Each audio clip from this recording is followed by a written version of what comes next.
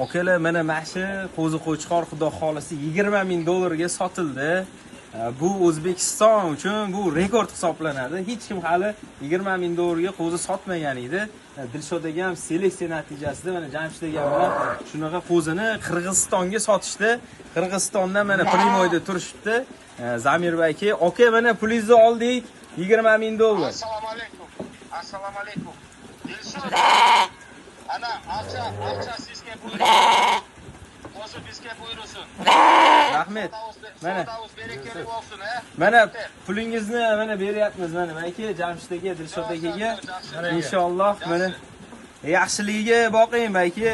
Mana akalar O'zbekistondan mana o'sha Qirg'izistonga qo'ylar ketyapti.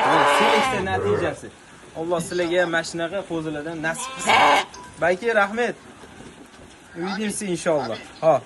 Endi jo'natamiz qo'zini, keyingi haftaga jo'natamiz. Barakasini bersin, zo'r. Barakasini bersin, zo'r ekan. Mana jamoat shu yerda hamma. Assalomu alaykum. Assalomu alaykum. Zo'rlari ko'paysin. Rahmat. Barakasini